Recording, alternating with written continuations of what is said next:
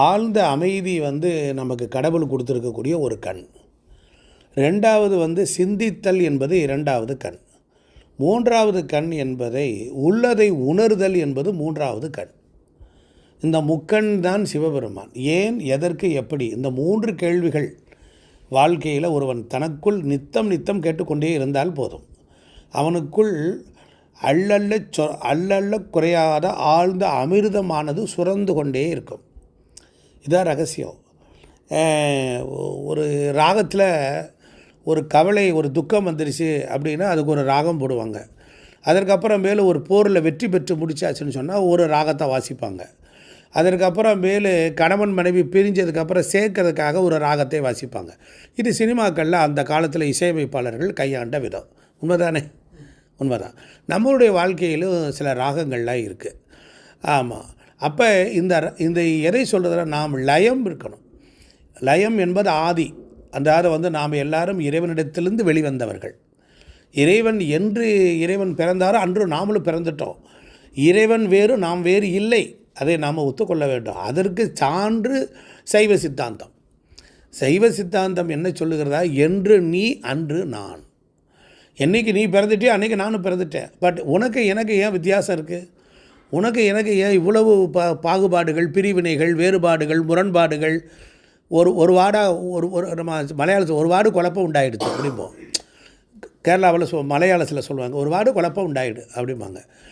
அது மாதிரி இந்த குழப்பம் ஏன் வருது அப்படின்னா, மனிதனுக்கு இயல்பான குணங்கள் கிடையாது. மனிதனுக்கு இயலாமை தான் அதிகமாக இருக்குது. பொறாமை குணம் அதிகமாக இருக்குது. ஒருவன் சுகமாக இருக்கான், என்னை போல தான் இருக்கான், அவனும் இருக்கான், அவன் மாத்திரம் எப்படி சௌகரியமாக வாழலாம், நான் மாத்திரம் ஏன் இப்படி இருக்கணும் அப்படிங்கிற ஒரு கண் இருக்குது. அந்த பார்வையை அப்படி பார்க்க சொல்லும். அதனால தான் அது ஆணவம், கண்மம், மாயை அப்படின்னு 3 குற்றங்களோடு தான் நம்ம பிறக்கிறோம். இந்த மும்மலங்கள் நம்மகிட்ட அழியணும். அது அழிதான்னு பகவான் பார்த்துட்டே இருப்பான்.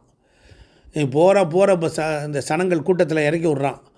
அங்கே நல்லவர் இருப்பான், கெட்டவர் இருப்பான், எல்லோரும் இருப்பான்.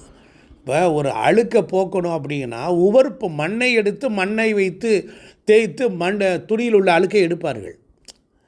நீங்கள் வண்ணார் பொதி வண்ணார்னு சொல்லுவான். அவன் என்ன பண்ணுவான்னா, அழுக்கு துணியை உவர்ப்பு மண்ணில் அந்த துணியை போட்டு பெரட்டி எடுத்து வச்சு வெள்ளாவி வைப்பான்.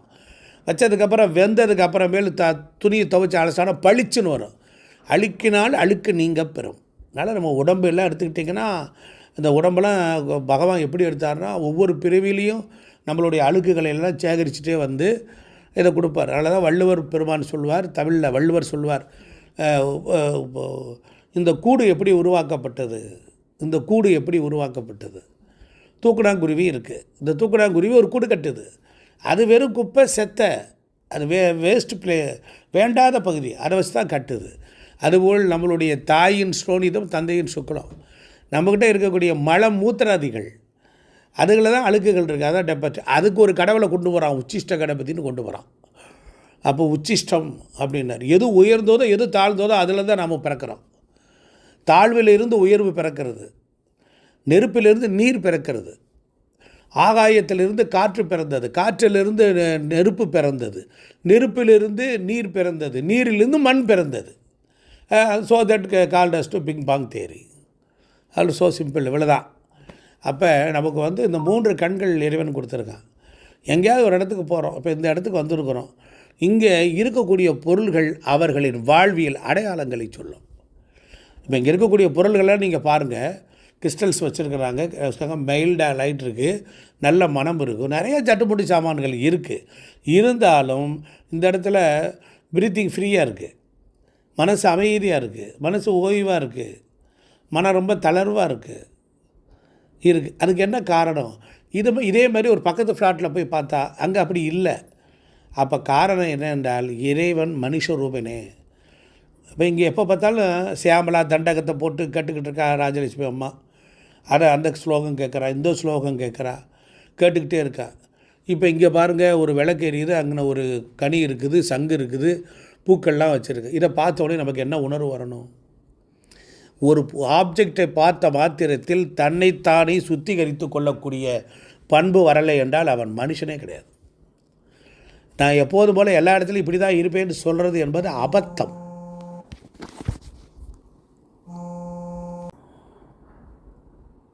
அப்போ நம்மளுடைய வாழ்க்கையில் வந்து நிறைய நல்ல விஷயங்கள்லாம் இருக்கும்.